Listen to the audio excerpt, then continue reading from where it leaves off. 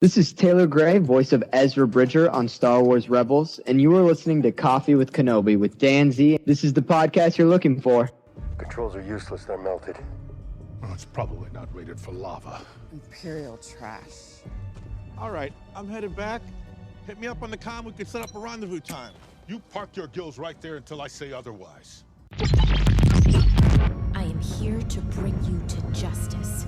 Justice is merely the construct of the current power base. A base which, according to my calculations, is about to change. Order! We shall have order! It is with great reluctance that I have agreed to this calling. I love democracy. I love the Republic. The power you give me, I will lay down when this crisis has abated. Who was that? That was Venger, the force of evil. I am Dungeon Master, your guide in the realm of Dungeons and Dragons. This is James Arnold Taylor, and you're listening to Coffee with Kenobi. I have a good feeling about this. We've got a great show for you here on Coffee with Kenobi. We have two returning guests and one brand new guest. These are three of the four authors of Lore and Legends, a visual celebration of the 5th edition of the world's greatest role-playing game. Of course, we're talking about Dungeons and Dragons. So we have with us on the show Michael Witwer, Jon Peterson, and Kyle Newman. Gentlemen, welcome to Coffee with Kenobi, or welcome back to the show. Thanks so much, Dan. Thrilled to be here. Great to see you again. You too. Thank you, Dan. This is Kyle, so you can acknowledge my voice. You'll know it's me. And then we've got Jon Peterson. Jon is brand new to the show, but certainly no stranger to all the incredible things going on in the world of Dungeons and Dragons, authorial ships, and Star Wars. Jon, it's great to have you. Yeah, it's my pleasure to be here. I am the newbie on the show tonight, but I am delighted to meet you. Delighted to be here. Wonderful, wonderful. Let's just kick it off. I mean, so this book, of course, is very exciting, and I want to talk about, before we get into the book itself, what to you is different about Dungeons and Dragons this time around that is it's cemented much more firmly in the zeitgeist as opposed to previous iterations of the game itself. Well, that is one of the things that we explore in our book, Lore and Legends. It is, what is this phenomenon? Like, what is it? How is it happening? Why is it happening? And it's this confluence of things, and it's not just an incredible game set, because we're the era we're in. They've made they've reduced D&D. I hate using that word, but by taking all the good ingredients from the past and figuring out what are the flavors that make it exciting, what are the flavors that activate the D&D of it all. Like, even if it's weird, even if it doesn't work, if it's kooky. Sometimes those are specifically D&D. Those things have now been distilled down. We know what that is, and they put that forward. That, in conjunction with actual play, Acquisitions Inc., Critical Role, and this explosion of other people on Twitch, and billions of hours of people watching people game. Then you've got D&D in the media, everything from, Rick and Morty, Stranger Things, Big Bang Theory. It's just the smorgasbord of appearances. You've got D&D being talked about on talk shows. It's in the news. Like, the taboos have been stripped away. It's readily available. And then on top of that, there are people, everyone out there is a fantasy fan. They've grown up now with Harry Potter, Game of Thrones, Lord of the Rings, and not just grown up with it. Those are things that are prestige. They've won all the awards. Those are the preeminent IPs. So you have all these things happening.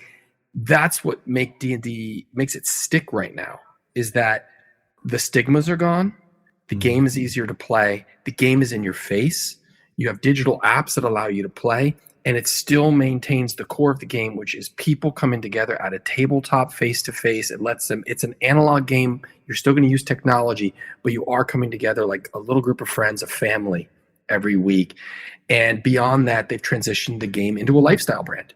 So you're seeing the game being licensed in an unprecedented way, products across the board. And that's happening to all IPs, but D&D became part of that. So and you see a big Hollywood movie. You're seeing, celebrities like Jack Black and David Harbour and all these people coming to play D&D on the official stream. So it's hard to say one thing. It's hard to say that the corporation made a choice and did this and now it's successful, or one person wasn't charged. It's all of these things. So like I said, we do try to get into that in our Lore and Legends book, but that's the landscape right now. Is D&D is in this vaulted position with tens of millions of players, and it never had that before. So I don't know if it's the exact answer to your question, but that's like a lot of things that we've been talking about and thinking about and trying to figure out why we're here and what's made this game so special this time around. I think that's why it's sticking, is because it's okay to love D&D. The confluence is a really excellent part of that, because there was all these wonderful things working together. Because, and John, I'll throw this one your way. There was, of course, a time where Dungeons and Dragons had this really a negative statement where parents would say to kids, "Oh, you can't play that game because it's got some dangerous influences and things of that nature." And then, as we hope sort of mature as a society, I guess that's sort of a circumspect term, but it kind of falls apart. And I think we're better for it because, as Kyle said, this really does, like food, like your other book, it brings people together. Yeah, I mean, I'm so glad you mentioned food, because we do have this other book as well. It's called Heroes Feast, Flavors of the Multiverse, I believe, that you could also get today if you like D&D books and you like the D&D lifestyle that Kyle was speaking to a moment ago.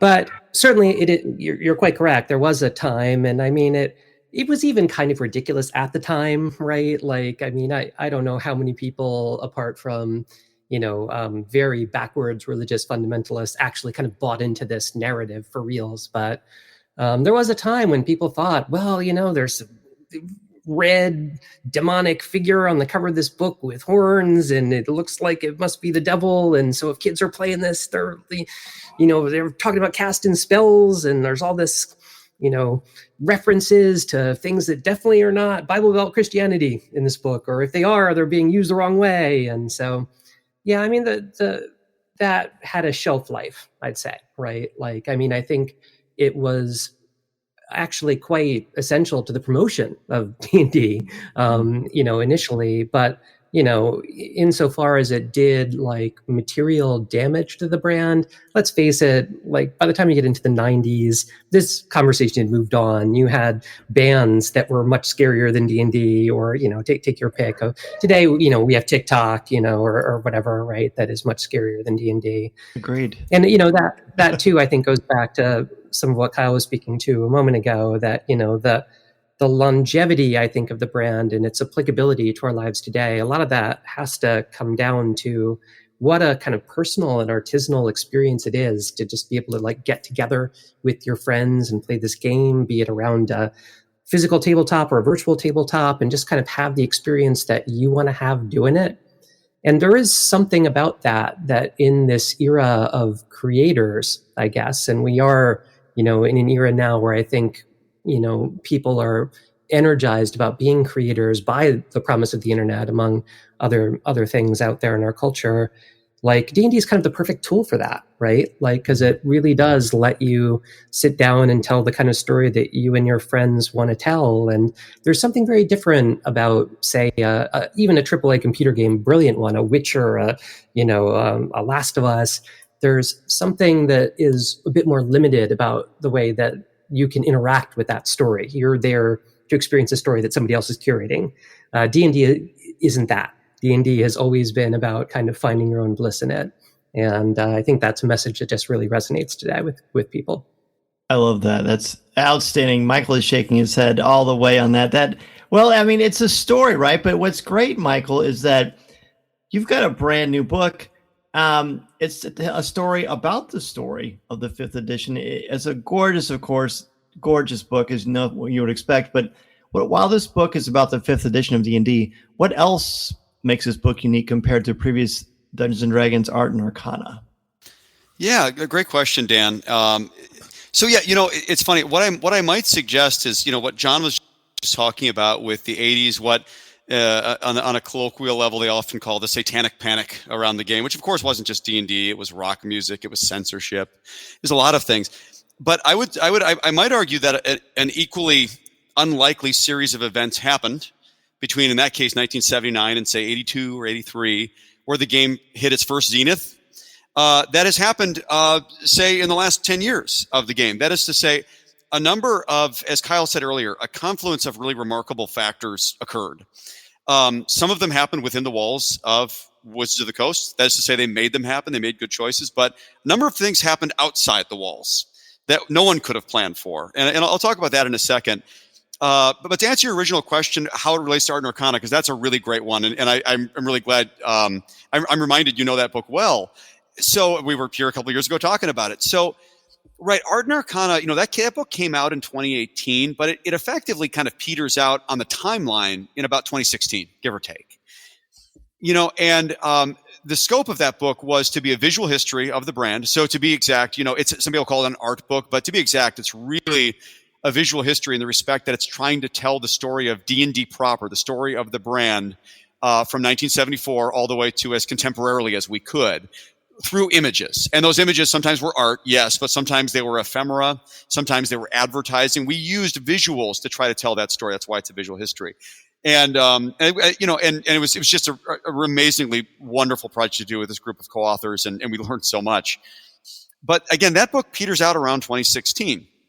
And so it occurred to us as the years went by, and as that book did really well, and we all of a sudden started writing cookbooks about D&D, getting brought into all this other thing. The D&D, we had not reached the peak of D&D mania, at least contemporarily. And so around 2020, as we were wrapping up the cookbook, we came to a realization, a couple of things. First of all, that D&D is absolutely, by any measure you want to use, adjusted for time or not, bigger than it's ever been. In pop culture and in many, many different ways, measuring by playership, whatever metric you want to use. So around 2020, we're like, wow, there's an amazing story here. But I think the real core of it was simply this. The question we wanted to answer with this book, unlike Art and Arcana, which was, again, trying to tell us, say, a 45-year visual history of the brand, told through visuals. This book has a little bit more of it's a proper sequel. It's telling the last 10 years. It's about the same scope. It's the same form factor. But the question we wanted to answer, which I think was a really intriguing one, was how in the world did a 40-year-old brand, which was on life support by many measures by 2012, how did a 40-year-old brand that is fundamentally an analog, tabletop, dusty game become a superstar in a digital age? How did that happen? It is the most unlikely story, or every bit as unlikely, you might say, as the satanic panic vaulting the game to the public eye. And as Kyle said, I won't beat that dead horse, but ultimately what we came to find out is there's this incredible, interesting story that is way less expected than you think. And it has a little bit to do with, yes, a beautifully well-tested rule set that was rolled out kind of at the right time by the right people. Yes, great continuity of art design. Yes, wonderful new story and leveraging old IP that was much beloved of the fan base that went back 30 years. But there was other things that happened, like who would have ever expected that, for example, that same year in 2014 when the 5th edition rolled out, that this podcast, Adventure Zone, would become this big sensation, to say nothing of what happens a few months later in 2015. A group of voice actors decides to adopt 5th edition as their actual play game, and that, of course, becomes Critical Role. You can't plan for something like that. And to see how that took the brand kind of to the next step. And then for example, 1 year later, for Stranger Things to make D&D the focal point of kind of a thematic focal point of that show. So to see how these things kind of worked, it's a really series of unlikely events that created something kind of bigger than the sum of its parts. So that is the story we really wanted to tell using a very similar methodology that we use for Art and Arcana. There's really nothing better than having 3 authors on that love what they're talking about. It's just, I can just sit back and imagine I'm listening to the show instead of going. Go ahead, Kyle. I was going to say one more thing too is the success of 5e they didn't come and say, you know what, we're going to wipe the board with everything and we're going to come all new characters, all new settings.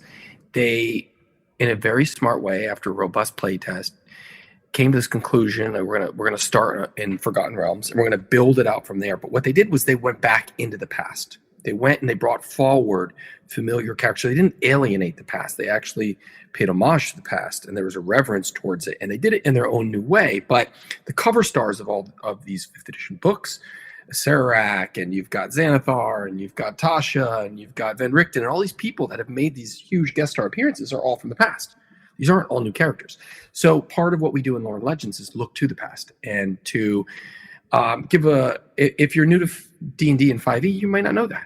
But we do try to give some context to it to say, okay, this person came from these books, these Volos guides. Look at these Volos guides that came before. He did Volos guide to these different locales, and he was a character, and you understand, there's some more to it. So if you're experiencing it 5e new and you pick up Volos guide in 2016, you're like, cool, I love it, Volos guide to monsters. But if you've been around for a long time, it's in a tradition. It's also speaking to you.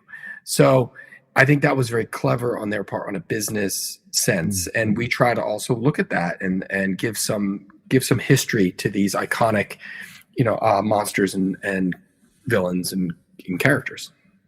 Love that. Well, so this is great to ask you this, Kyle, because as a director, you are a filmmaker, you are a storyteller. And then I would imagine, I've never had the good fortune to play with any of you, but I imagine you run a heck of a good D&D game as a dungeon master. How much as a director carries over into being a DM? So much of storytelling, but it's a different type of storytelling. There's a certain control when you're a director or a screenwriter. Like you're running a ship. You've got 100, 200 people. You have to bring out the best in them. So a lot of that's similar but different. So you're telling a story. You got to be organized. You got to have your stuff together. You have to come prepared for any which way it could go, especially on a set. You don't know what weather's going to happen. You can't change the location day of. You just deal with it. Or, something's not working in the story. You got to figure it out. That happens in a D&D game. You're the dungeon master, and your players don't want to go exactly where you thought they were going to go, or they're far more accelerated than you were planned for. So it's adaptability, it's organization, but key to it all is collaboration. And it's actually listening to the people, because you're the dungeon master, but it doesn't mean you're totally God. You are participating on a level with them too. You have to meet them on the level that they are in the game. You're meeting them continually on character and environmental levels. It's not just like you're just overseer and puppet master. I know people approach it that way. I tend to approach it as I'm at your level, I'm with you, and I have to be there with you. I have to be able to interact with you at that level. Forget all that macro stuff. So you have to have a certain amount of empathy, compassion to talk to people in the moment, in their character. And that's where the story's made. It's in those character choices. And how you engage, how you activate that for them. Because that's literally where the magic of the story, the collaborative storytelling comes forward. And this is an art form not like anything else. It's not like film where it's scripted and it's controlled and you have a plan and then you goes to an editor and then you go refine it and there's a propaganda to it. You know what I mean? You can go shape the way people feel about something. In D&D, it's about the moment and how you experience it together as opposed to how it's post-produced. So they are different art forms. And I do look at like D&D and role-playing. It is a new type of art form, a new type of game. So I just tend to try to be as fun and as present as possible and let go of the things I as the dungeon master had planned or hoped, because I always find it's the left of center stuff, the stuff that you can never plan. That's the stuff that people repeat or talk about a year later. The in-jokes aren't what you scribble down before the game. They're literally the stuff that happens as a unexpected byproduct. That's the magic. Yeah, and so you have to be, insert sports metaphor here. You got to be Tom Brady. You got to be able to improvise at that line of scrimmage, because it really is about the players. You can't be a narcissistic DM and have anybody want to play with you, because you want to be able to collaborate and tell the story together. But have you ever been in a situation, the three of you, where you're with a dungeon master that refuses to let the players have any outcome on the game before? And how do you handle that? This is like become a therapy session, I guess. I mean, look, a lot comes down to force of personality. There are some people who do theory of RPGs who compare the process of playing to a Ouija board that we all kind of put our fingers on around the table and we push it to what the next letter is going to be. And, I think if you're determined to see something done, you are the worst enemy of DM who wants to railroad you, right? So, I have a hard time thinking of any. I've certainly played in situations that were hopeless, and where the only outcome was we're all going to die, and but even that can be fun. I don't know. You can die in some colorful manner, right? Absolutely. So you just make it your own. It's hard to have a bad time playing D&D in my experience. Agreed. I would say ego is the great destroyer, in filmmaking especially, because what it does is it kills the good idea. It scares away opportunity. That happens in D&D too. I think if people feel if they're scared of their dungeon master or they feel like they can't be free, it is a game killer. And we're talking about creative mediums. You have to be able to just try, experiment, and have fun. And film, people use ego as armor to protect themselves. That's their armor class. It's like how big of an ass you can be. They think it gives them more protection. And but it's cumbersome. It's really damaging to the creative process. And I find it absolutely destructive if a DM is that controlling. There was a game recently where somebody was like, people were presenting backstories and they were just like shooting down backstories of everybody. And then sitting down and like trying to rewrite their backstory and then trying to mansplain like the notion of backstory to people. And I was like, oh my God, this game is like off the, and then I couldn't play in it. It was like a session 0. I was like, I'm out. It was just like, that's where very rarely does that happen, but you're like, you can't manhandle the creative process for people. If someone's got excited to do that, then as a DM, you just go, okay, let me find a way to wrap what I'm doing around that. That's how you meet. That's how you collaborate. And the key to this medium is collaboration. Michael, anything to add to that? No, I think that was all very well said. I've been pretty fortunate to have not played with a lot of bad DMs. In fact, I've spent most of my gaming time and gaming life with my brother, Sam, who is a genius DM in my view. I have to say that, by the way. I'm paid to say that. Yes. But no, and a genius co-author. And a genius co-author. He was on. He was the one that ran my first D&D game, brought me into it. All the way through all of our Star Wars. Dan, as you may know, it was the West End game that got us really fueled on Star Wars. That's why we knew everything there was to know about what they used to call the expanded universe or whatever they call it today. But it's because we knew every book that West End was putting out. But so I think I've been really fortunate, but I can think of a lot of the positives that someone like Sam brings to the game. Take someone who happens to be a really excellent actor, and that's not required, by the way. I almost reluctant to mention that because that speaks to what some people call the Matt Mercer effect. This notion that you have to be this incredible theatrical talent to be able to be a great DM. And it's not so, right? It's not so. I think it has a lot to do with reading the room, meeting the players where they are, and being excited to hear. Being as excited as a spectator as you are as a DM. And I think that's where Sam shines, actually. So yes, he can do the voices. He can give you, he's one of the most creative storytellers I've ever known. But at the end of the day, what I get excited about is that you sense that he wants to play almost more than everybody else because he wants to hear what happens next. And that is a sign of a good DM, is because he doesn't know. He wants to see what we're up to. It's a pretty rewarding experience to play with him. So I'll just give an endorsement to my brother on this one. I love it. And he has your Venmo, right? Yeah. yeah. It's actually processing as we speak. I've got my phone in front of me here. So I'm very glad.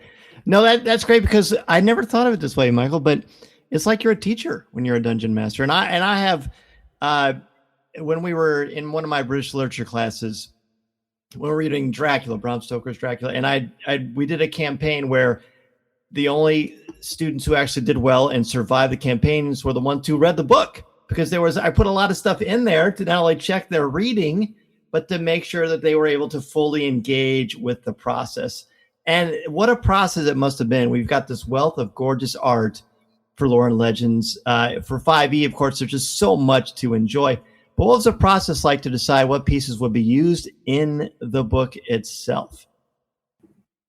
I can start with that one, and we can go back around the other way. Well, firstly, Dan, I happen to know you know something about collaborating on a kind of visual-oriented type book. You having done a really excellent one yourself. I'll give you a plug on the Star Wars book. You did that with Cole and Pablo. I did. think, yes, if memory yes. serves.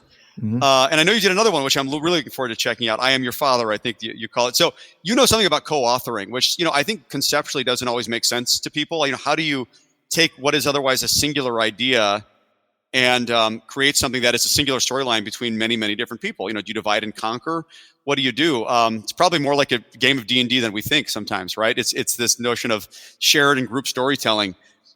In our case, for the record, we because this was an honest sequel to Art and Arcana, we used the exact same methodology as Art and Arcana. And so we decided early on, and we decided this in 2016 when we first started working on that project, or maybe it was early 2017, this notion that if it was an art book, it was actually almost fundamentally problematic. Not that there's anything wrong with an art book, but choosing arbitrary art because it looks cool doesn't create a cohesive experience. In other words, we may have struck gold with a lot of those pieces, but it's otherwise just a disparate set of artworks all kind of plopped in a big, fancy-looking book, and that's that. I think what made Art and Arcana shine, and what I think brought it to the next level for at least a lot of fans of the game, was that we were trying to tell a cohesive story with visuals, as I said earlier, right? And so how did we do that? Well, fundamentally, it was kind of this approach, again, brought not only through that, but brought through lore and legends, trying to answer that question I mentioned earlier. That is to say, if the brand is a character, let's say Dungeons and Dragons is a person, what is the story of that person or that brand? What is going on with that brand? What is it thinking about? That's why things like advertising actually really help tell the story. One of my favorite pieces, not to get too much into history, but one of my favorite parts of Art and Arcana, you might remember this spread, Dan. There's a spread where it's right in the thick of the Satanic Panic we mentioned earlier. And on one page, we show what the D&D catalog looked like in like 1980 when this all started first bubbling up. And then in the opposite page, we show what the catalog looks like in 1981. In 1980, there's a big picture of a dangerous demon that's guarding a gate. And it's just a really ominous, very almost occult-looking image. On the opposite page, it's a cartoon of Morley the Friendly Wizard. And it is such a stark, it tells you everything you need to know about what TSR and what Dungeons and Dragons as a brand is thinking about at that very moment in time. So again, it's things like that where we try to adopt that methodology and say, what's happening with the brand? And by the way, as I said earlier, that might be happening within the walls of Wizards. That might be choices they're making on the design side, but it's also just as likely something that might be happening within the walls of Critical Role or over at Netflix with Stranger Things, or any number of different things that are happening with the lifestyle elements going around in this game. So we follow the brand wherever it goes most strongly. And then once we've figured out what that narrative is, you might call it a timeline, then we can start grafting on images. And now we know what images we need to curate because we're trying to tell that story with the images available associated with that thing. That could be an image of Critical Role having a great time on screen. That could be an image of Jeremy Crawford and Chris Perkins making rules with Mike Merles. It could be any number of things, but it's become easy and frankly possible for us to curate what's an otherwise impossible collection of 80,000 contemporary images that we had full access to. How do you narrow that down? You have to know your story first, and that's how we went about it. And you can look at it like, when we're looking for an organizing principle for the book, we experimented with a bunch of things of kind of how to split it up into chapters and kind of make it coherent, like across the brand's trajectory at the time. But it really, we came back to the stories, to the kind of marquee campaigns that were released across the various years. And we actually favored that organizationally even more than like the rule books, just because, they had this like great cadence to them. And there was always, a story that was, had some synergy, it seemed, with the situation of the brand at the time. Right. And, like when we look to the beginning of COVID, which of course we have to talk about COVID in a book covering this period, it coincides with Rime of the Frost Maiden, right? With this very John Carpenter, The Thing inspired, everyone's, in this cold and desolate environment. And, we called that chapter a warm hearth in winter, as a way of kind of showing again the relationship between the stories D&D was telling and like what was just going on with the people who interacted with it. And so, finding things like that too is part of the job. Like, when we did Art and Arcana, we had our own very different organizing principle, which was we just went every time there was new copies of the Player's Handbook and Monster Manual and Dungeon Master's Guide. That's a new chapter, right? And so those got new covers as a new chapter. For this, we got to do something I think that, maybe speaks even better to how the brand really just interacts with its fans. I think like Michael said, the curation. I think that was really it. We spent a lot of our time in that mode of like, we're curating a gallery, and within each thing we're trying to showcase, say it's Strixhaven, it's the idea of going to learn magic, and what is it adapted from, and the influences of the author of it, the game designer. And she was talking about, the certain movies that she was trying to reference, versus the type of movies that, say, Icewind Dale was talking about The Thing and films like that. Isolation, horror, environmental. Then you have Van Richten's, and it's different types of horror, supernatural, and then you like Avernus is a whole different flavor. And so you have a certain amount of real estate for each book to bring it to life in that chronology.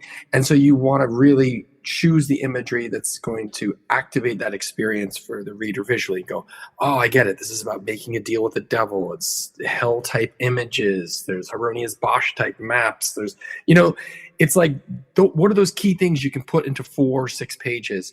And how is that going to sit next to what comes after it, which might be a total zany breath of fresh air or Spelljammer, and suddenly you're into like, starscapes and celestial images and more exotic creatures, or if it's Eberron and you're getting into a different type of technology. So it's like, what are those visual things that they're doing, and how can then what are the 180 images per book or whatever you have access to, like, what are the ones that intrinsically speak to the DNA of that setting or that story, the way they're telling that setting? And then it's like sitting them all next to each other and really balancing it beyond that. It was like, oh, we have too many of this type of thing, and why are there so many of that, and how do you counteract that? So there's a lot. It's just not random. There is so much planning and reorganization. So like you adorn the Christmas tree with these ornaments, and then you're like, oh, this doesn't look good. So you have to go move it around, and how does that affect the story? And then you learn stuff about the story, and then you go, well, we have to go now bring that to life more than just in words. We're seeing something happening here. So how can we then elevate that thought? So you use images to, like Michael was explaining before, with like Art and Arcana, those juxtapositions. And when you find those juxtapositions that can be powerful, then you hold on to them, because that's what you want in like a coffee table book experience. It's like those things, you open a spread and you get it. Like Jon famously said, it's making it work with the sound off. And we always keep that in the back of our head, and it's a guiding light, that type of thought, because you do want to be able to read the book. You want to be able to have the same exact experience and have us illuminate the 5e and its trajectory just with visuals. If that's how you can interact with the book, all you can bring to it is a quick sit through and flip through and go, oh my God. And we also wanted this to be a new experience. There's people that have played 5e. There's people that think they know 5e. There's people that think they DM'd 5e. There is more than you can imagine, and you're seeing images in their native context. Like just the cover of Lore and Legends is an image, and most people don't really understand the importance of it.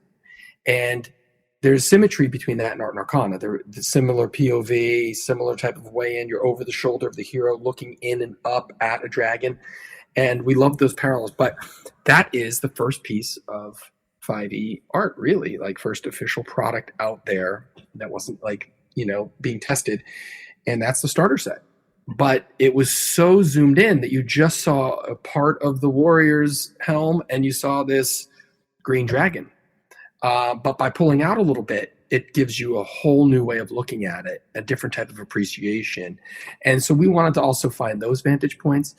And for me, like I played a lot of 5e, but as a player, you only get a sliver of what's on offer. And as a DM, you only get a sliver, and then you haven't been able to play or DM everything. And then to see it in its native context, it was like, let's find those opportunities to go bigger, to show it zoomed out, to show it uncropped to show it without trade dress. Let's show products. Let's show three-dimensional things, not just flat art. Let's show what their licensees are doing. How are they bringing this theme or product to life in other mediums? Stuffed animals, or Beetle and Grimm's did this great with Witchlight. The unicorn horn came packed in with their box set, and these cool props and items, and that was new to this edition too. I think having more physical things to play with, the return of things like cosplay and stuff, showcasing the community, the events that D&D was doing and the events that they weren't doing. Like, how are fans interacting with what they're putting out? And that gave us, beyond the library of the IP imagery at our disposal, we wanted to invigorate it with imagery beyond the tried and true corporate story, and find those places where it intersected with mass media and other things we love. The way other things love D&D says a lot about how D&D has ascended in this past 10 or 12 years. Well, I feel like, both books, they really are a perfect sort of complement to one another. It in many ways, hearing you all talk about it so beautifully, it's almost like the original vision for Epcot Center in Orlando, Florida, right? And everything was interactive and educational and beautiful, and there was a lot of art, and it was very community-based, the concept of it, learning about different parts of it. And this book kind of does that and brings it to life. And when you're talking about the art, of course, Dungeons and Dragons is just replete with it. But 5e, I think, and maybe just because it's more recently in our collective consciousness, because it's everywhere. Every time you open up social media, there's a new announcement of a new book coming out or things like that, but which means there's more art that comes to it. And what I like about Lore and Legends, well, there's many things, but I like, and Kyle, you mentioned this, there's variety here. It's not like every page is about Tiamat, although I love Tiamat. That would be pretty cool. But it brings together so many aspects. Not only talking about magic or just, the classic fighter, but, the different classes themselves or the different creatures, how it intersected with, there's a spread with SpongeBob, for example.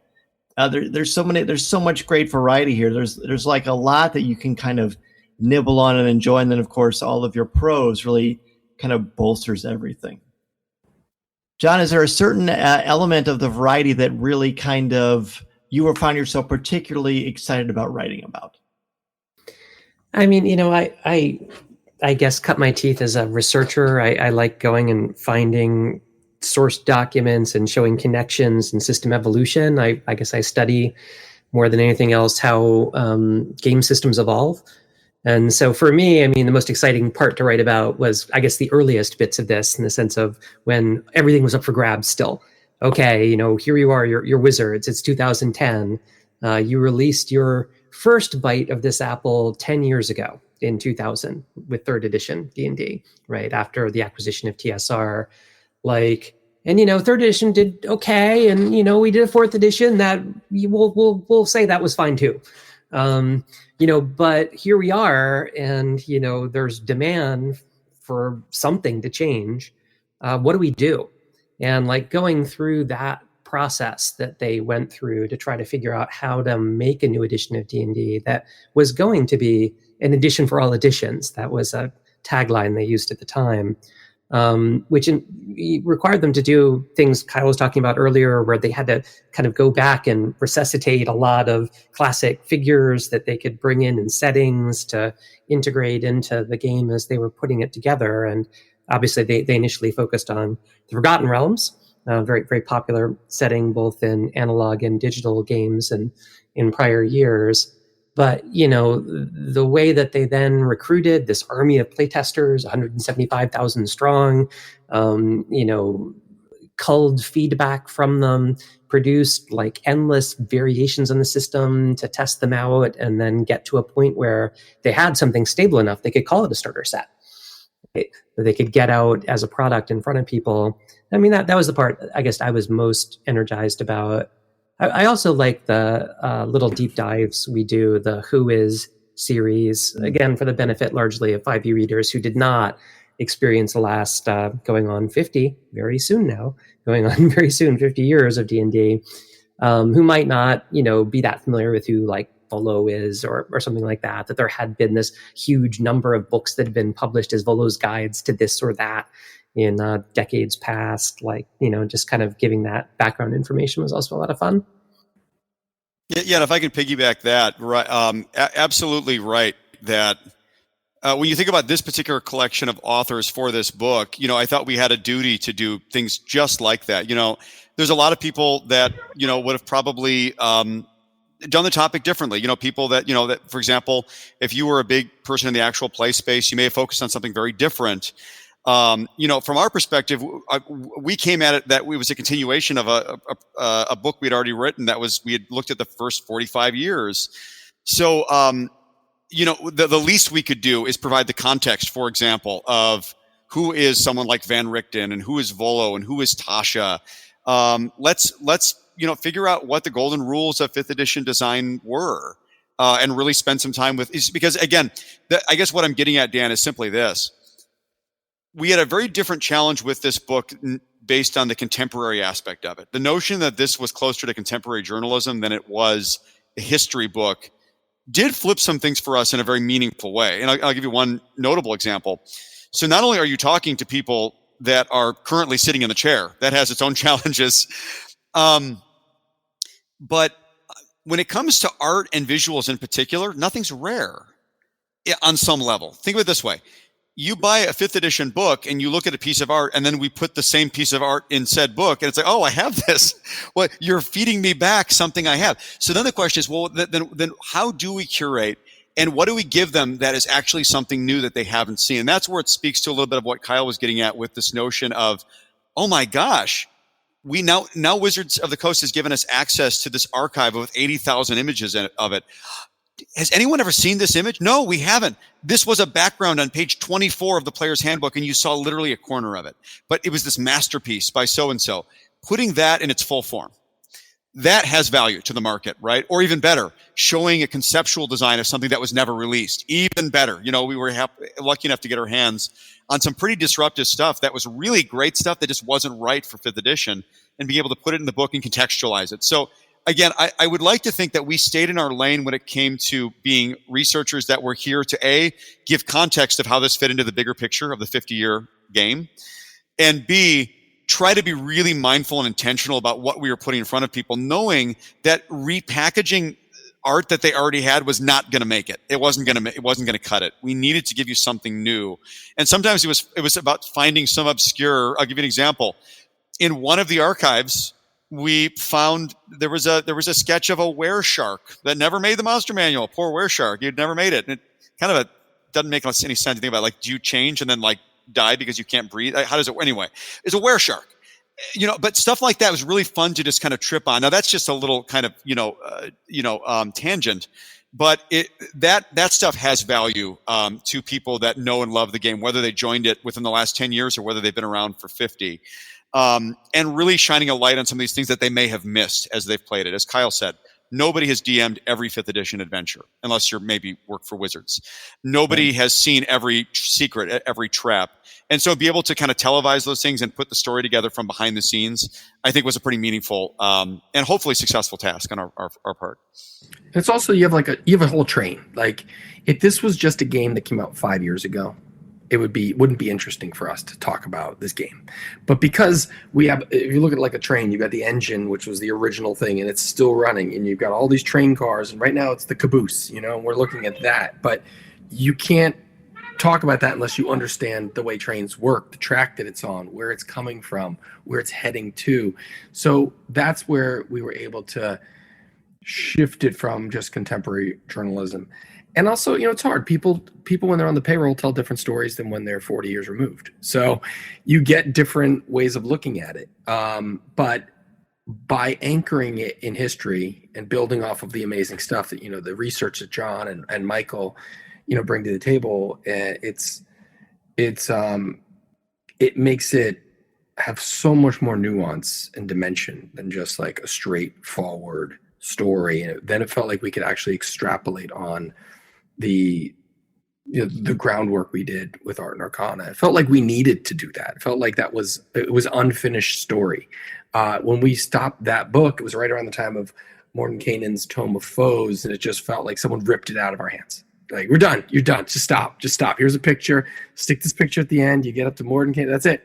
And you're like, wait, what? And even with this, we were like, it's coming out in fall of 2023. What's coming? Give it. Let us talk about, like, we need to know what's coming. And we can only get like scraps for that final chapter because we want to be as contemporaneous as possible with what's out there. And all of this stuff, it's still Sigil and the Deck of Many Things and Shattered Obelisk are all like also talking about what came before. So we love that stuff and finding those connections. And I'm also at work on the Dungeons and Dragons history documentary, and you're going to see a lot of Michael and Jon, who are so wise and comely in this documentary, talking for, their expertise on display. And that it's just another dimension of exploring the history of this game. And again, you can't get away from its past. You have to understand where it came from to talk about now. It's essential. And Michael, you alluded to something earlier. Because when I first heard there was going to be, Lore of Legends was going to be 5e focused, I thought, oh, this is cool, but I know there's a lot of books, but there really isn't much there. And then I opened it up, and I was like, oh my gosh! I mean, every year there's so much richness that is added to the complexity of the mythology itself. And Kyle, you mentioned like no one has ever played everything 5e. Like, I'm sure all of you sitting here now, or if you're listening to the show, there are certain monsters you've either always wanted to fight or use as a dungeon master, and it just didn't fit contextually for the story. And when I look through Lore and Legends, I realize, my gosh, like if nothing else ever came out again for 30 years, we wouldn't even notice because there's so much richness there. And speaking of richness, I'm going to change gears a little bit as we wrap things up because I certainly want to respect all of your time. A fascinating part about Dungeons & Dragons is the character creation and finding the voice of your character, which can be pretty daunting in and of itself. And finding their alignment is a huge part of that. Because I've got some pretty big-time Star Wars fans here, we're going to talk about certain Star Wars characters and what do you think their alignment might be in the world of Dungeons and Dragons. Now, some seem pretty clear, like Palpatine. I feel like he's pretty cut and dry. But what about someone like let's throw Vader in, and maybe his alignment changes throughout his history. But where do we think Vader is? Well, are we going to say Anakin? I mean, do we want to say Anakin Clone Wars? I don't know. It's kind of fun. I guess the thing that occurs, because when you said Palpatine, the first thing that I was thinking to myself is, obviously, lawful evil. Well, is he lawful? Do Sith tend to be lawful? I mean, they follow the rule of two. They tend to, right? Or are they more chaotic usually? I need to give this a little bit of thought. Come on, Kyle, help us out. I think chaotic obviously lawful. I mean, what again, like dictatorship societies in which you enforce order, like, are lawful, right?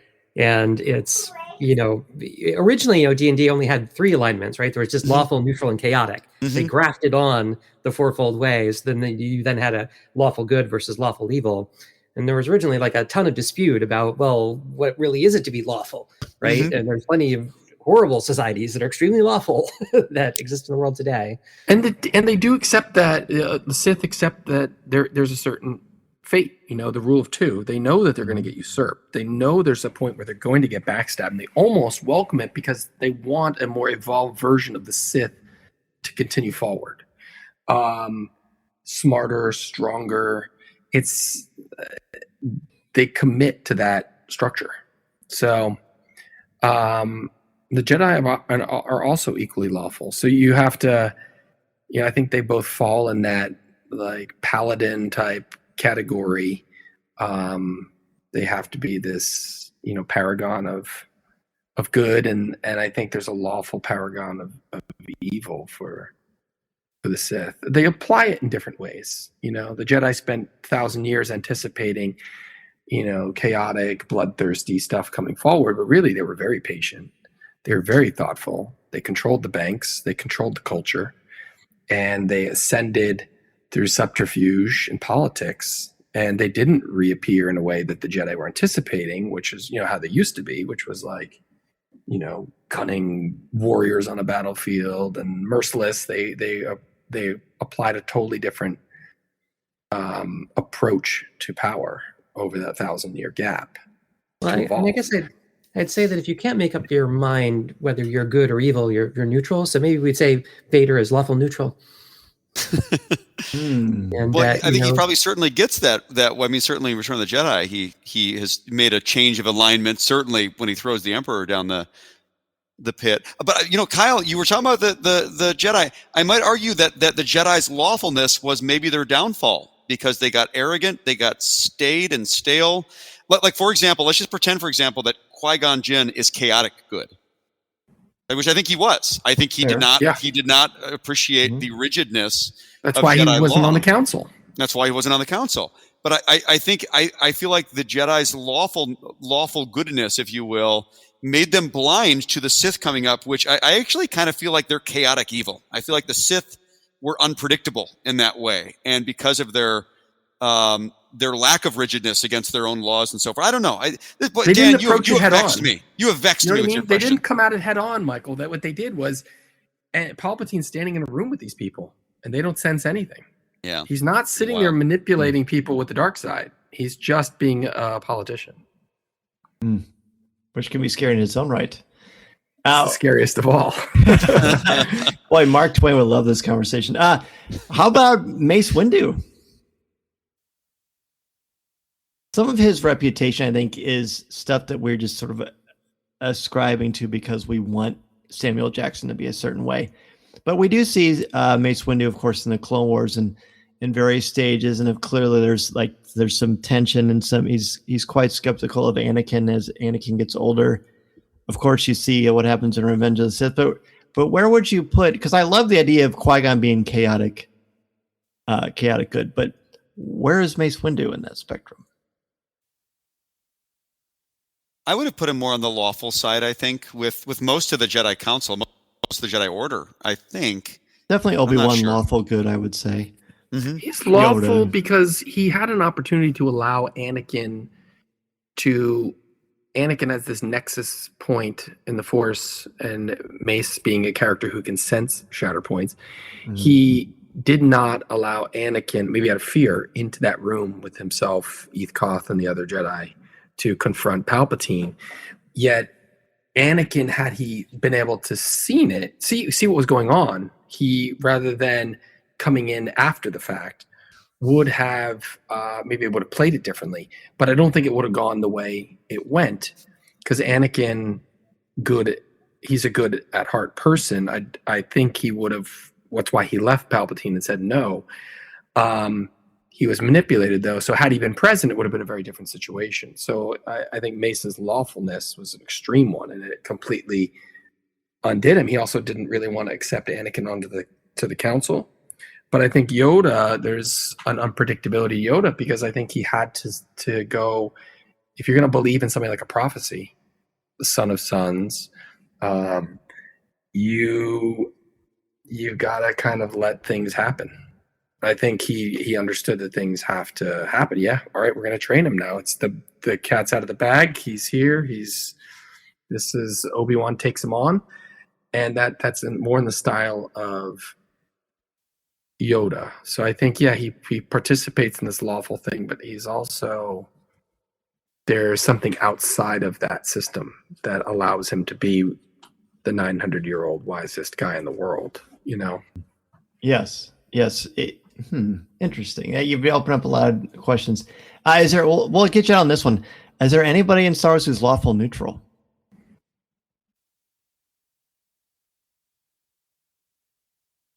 No one that comes to my mind. And we've got a lot of characters to choose from, because they can't all be lawful good. That would be boring, and I don't think that is the case. Lawful, yeah. Maybe in the Marvel universe, you could find somebody like that. I feel like Boba Fett goes from like a chaotic evil to a true neutral type of. I mean, like Book of Boba Fett. I'm talking about, sure, like that's a different animal, and he has kind of a code. Oh yeah, yes. So I mean, Din Djarin, would he be? He very much has a code. Oh, yeah, right. He is right, the right. code. Yeah. I mean, watching some of the more recent series is, I mean, a good way to look at lawful neutral again would be people that they can go good, they can go evil, as long as there's order, they don't really care. Like all the people who, were fine with the Empire and are like basically doing the same thing now in the Republic that we saw in Ahsoka, right? Like the NPCs, not like the main character, just like the bureaucrats that just seem to be everywhere. That's probably close to lawful neutral. Like Kazuda Xiono's father, the senator from Ahsoka, perhaps. Yeah. Maybe even like some of the guilds that are out there that are like, whichever way it swings, we're still going to get our contracts, and it's just a different person calling the shots, and we're not going to get involved beyond the capacity that it affects us. They're like, when the people they have to draw into the rebellion are coming from, a lot of them from lawful neutral positions, the politicians, as John said, and also, fringe groups that have to get, collected into this new entity. A lot of people are, nonplussed either way because there's more danger in doing it. So I think their hand has to be forced. I think maybe that is in that era of Star Wars. It's those people that have to get like jolted into make a choice. Listening to Coffee with Kenobi, you are, with Dan Z, the podcast you're looking for. This is...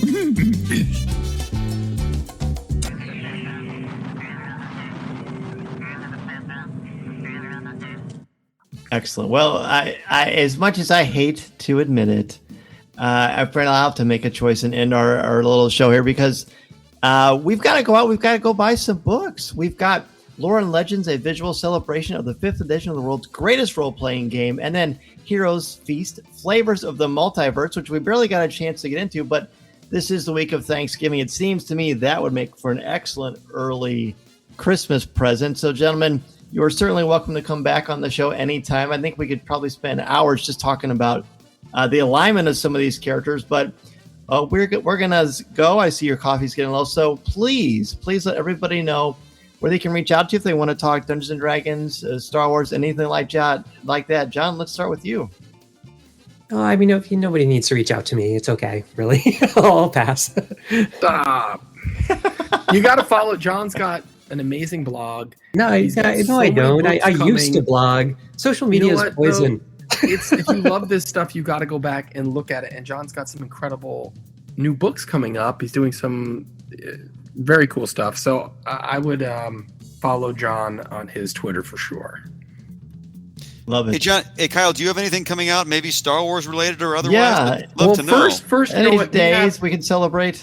We have a couple things. We have the Lore and Legends Special Edition, which is this beautiful box set that's coming November 28th. That is packed with this incredible full map of the Forgotten Realms with these icons that denote where all of these important adventures kicked off, and it's not like anything that's been put out. So if you love cartography and you're a big fan of 5e, this is like a one-of-a-kind thing.